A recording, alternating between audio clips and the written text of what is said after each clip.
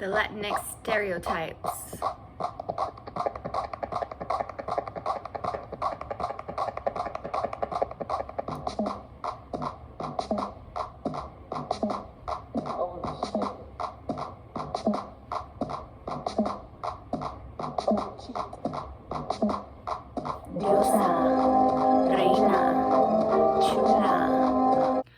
To me, it's amazing that Women Tech has built an entire platform for Latinx techies.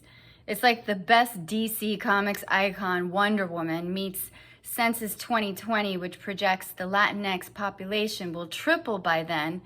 And I remember writing that census story 20 years ago when I was a reporter at latino.com. Yeah, I am one of the OG.com kids from the frickin' 1990s. I'm hella old, bitches. I am Dr. Nutmeg, aka Melanie Feliciano. I came up with a few of the early Latino pioneers of social media. Max Ramirez, Marina Garcia Vasquez, Macarena Hernandez, Fernando Quintero, Ricardo Vasquez.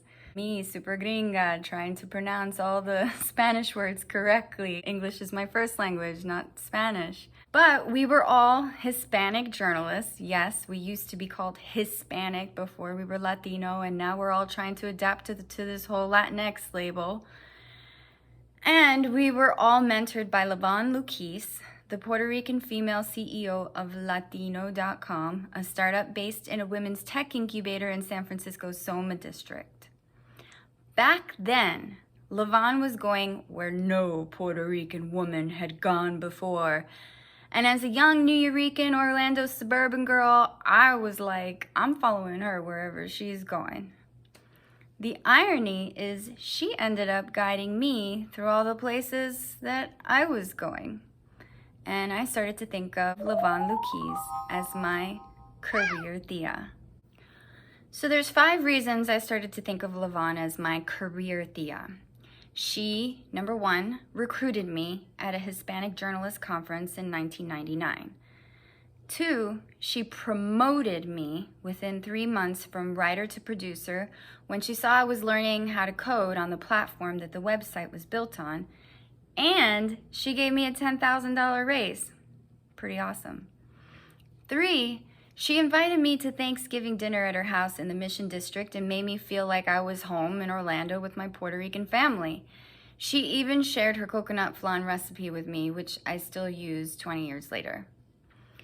4, she referred me to numerous jobs over the years at startups and nonprofits in Miami, DC, and New York. 5, she coached me in 2017 when I was raising money on Kickstarter to create The Fembots, an animated TV series about women working in tech. Why is this relevant to the generations theme of this summit? 44,000 Latinas are entering the workforce without social capital, i.e., a network that will help guide them in a tech world that still doesn't quite understand us or nurture our experiences. And if you didn't notice from watching the Disney film Coco, the stereotype is true. Latinx peeps are super family-oriented. Generational knowledge and ancestral respect are core to our experience, which is why I looked up to Lavon. She felt like family. I mean, my dad went to Brooklyn Tech and was a math whiz. My mom was a speed typing queen at Citibank. My aunt was the tech teacher at a public school in Harlem. My sister is a math teacher. My brother is a software engineer. And me, I was navigating the tech world as a writer, coder, film producer, and not very good at it. So Lavon felt like the aunt who was mentoring me through it all. As my sobrinos and stepdaughter experiment with different forms of tech and storytelling, Abuelita, you're going the wrong way. Abuelita, we're supposed to go that way. I started to wonder if I could help them like Lavon helped me. I think it was that song, I Want It That Way. Backstreet Boys, I'm familiar. Okay. Number 1, could you please sing the opening to I Want It That Way? Really? Okay.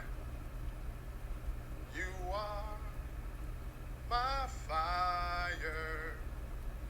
Number 2, keep it going. The one desire. Number 3. Believe when I say. Number 4. I want it that way. I did not think I could mentor and inspire young people without being able to show them a clearly successful project. In my imagination, I thought they would look at me and be like, why should I listen to you when you're not even famous like Stan Lee, who has created hit after hit after hit? And I mentioned Stan Lee because he was my guest speaker for an online webcast I produced for my company, Biscayne Writers, in 2008. The Fantastic Four. I tried to make Reed Richards a little bit like me. He talks too much, he bores people sick, you can't shut him up. He uses big words, and they were always making fun of him because he talked so much, at least in the early stories when I wrote them. So, I forgot what the question was. What was the whole question? Do you focus first on what he or she looks like? Or... I don't know. There's no... Even though that project was clearly a success because, number one, I got Stan Lee to be on a webcast that I was hosting. 2, it helped at least a handful of aspiring storytellers to win awards and fellowships, but I didn't feel like that was the success that I was looking for because in my mind, I needed to be Stan Lee, not just meet the right people and convince him to participate in my scrappy little entrepreneurial webcast. If anything, I hosted that webcast so I could learn the same thing as the students who attended, which is why I spent the next 10 years creating and developing the Fembots world, first as a live action series in 2012. And now I'm never the same, girl, twice. Oh no, I'm never the same now, never the same, girl, twice. Not the same girl you loved last night. Never be down.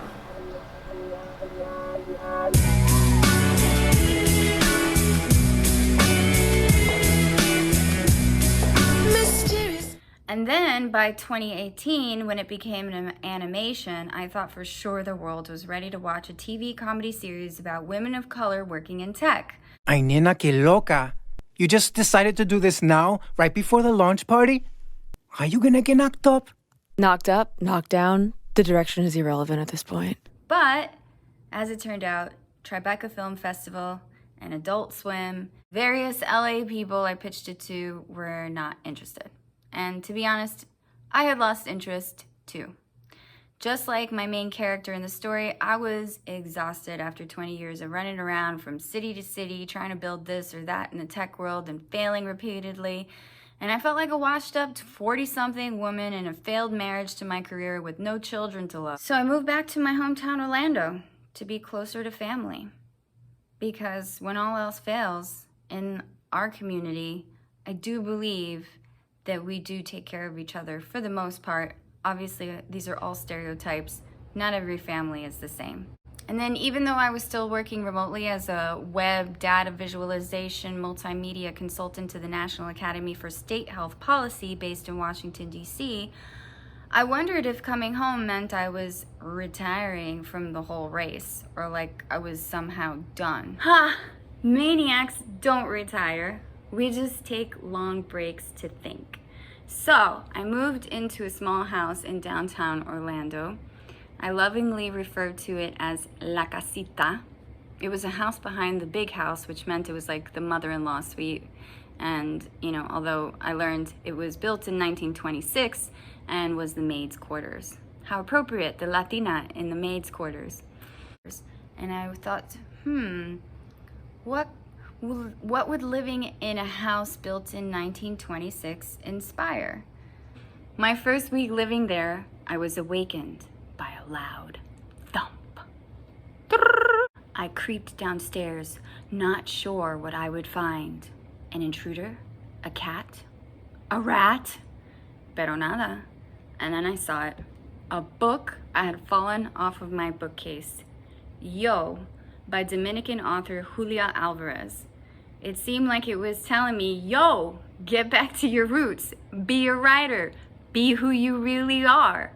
And thus began the writing of a new script about my bisabuela, a cigar-smoking, rum-running property owner in 1920s Puerto Rico.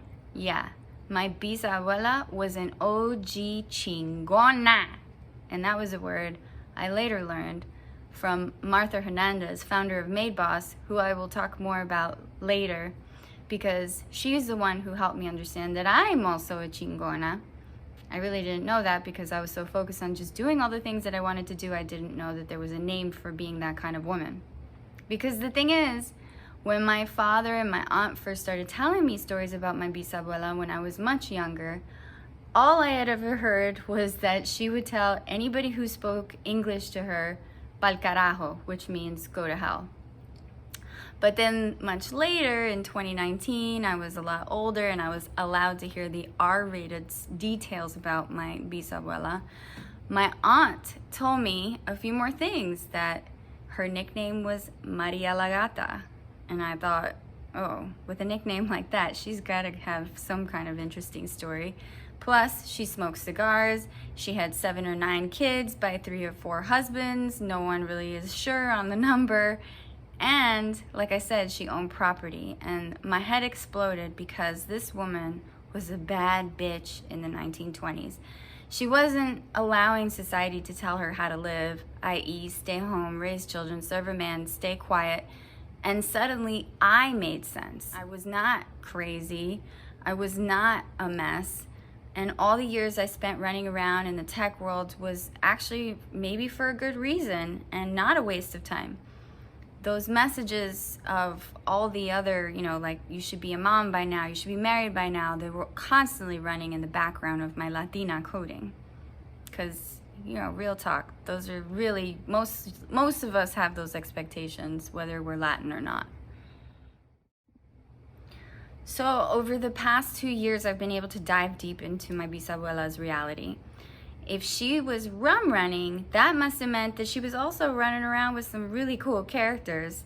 And in my research, I learned about some amazing women that were living during this time. For example, Gertrude Cleo Lithgow, who was known as the Queen of Rumrow, and she was known to carry a gun and chase off rapists and men who did not want her to compete with them in the business. Holy shit, right? I consumed the Netflix series about C.J. Walker, the first black female millionaire, and then I binged Peaky Blinders about the Irish gangsters in early 20th century London, the Amazon Prime series about Zelda Fitzgerald, who apparently wrote some of The Great Gatsby.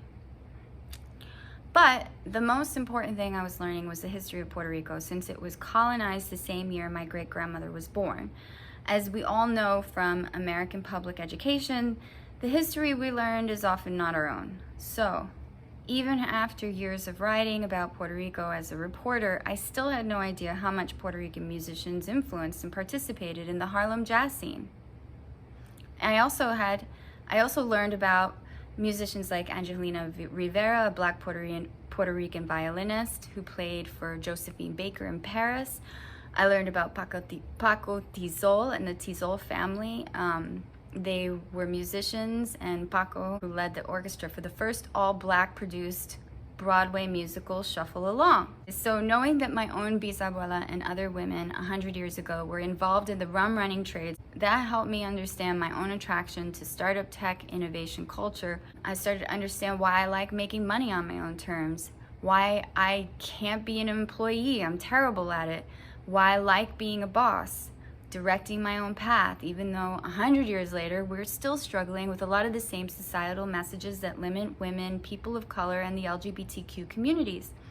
For example, I have a Latina colleague whose coworkers did not believe that she was at the right job because she wore lipstick and high heels and was a little too pretty to be the tech guy. Well, times are changing in a good way. Miss Mexico just won the Miss Universe pageant, and yeah, I know how that sounds, like who cares about the Miss Universe pageant, but she's also a software engineer. That's awesome.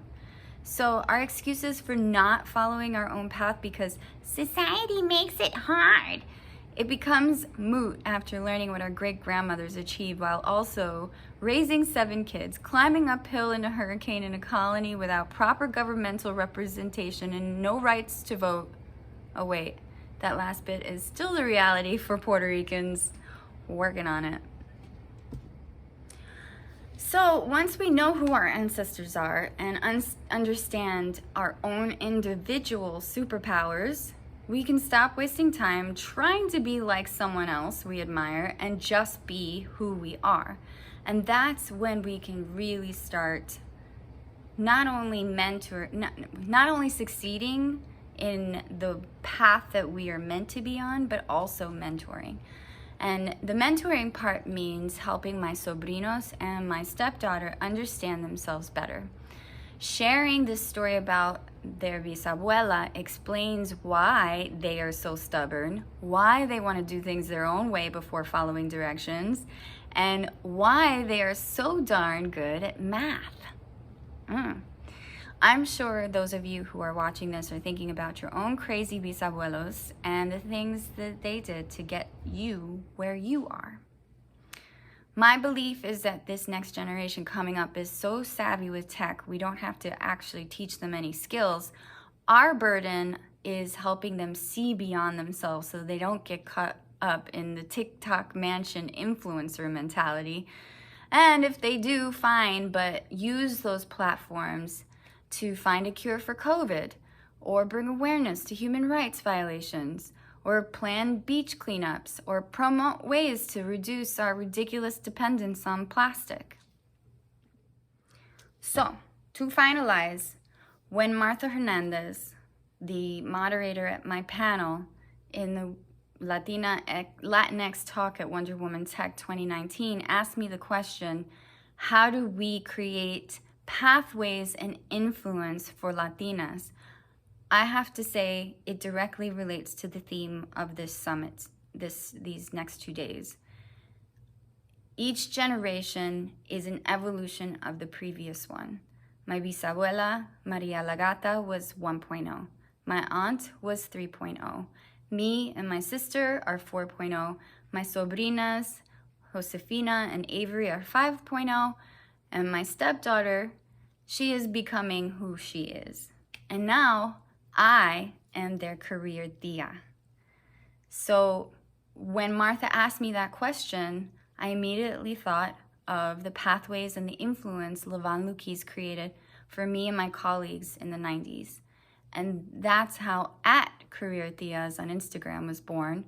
Together we are building a mentoring network at CareerTias on Instagram to recruit, promote, invite, include, coach, refer, educate, advise the next generation of tech storytellers.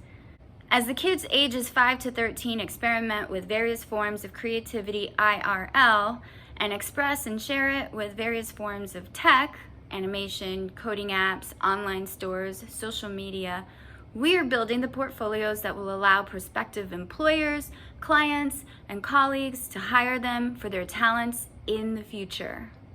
Ta-da-da!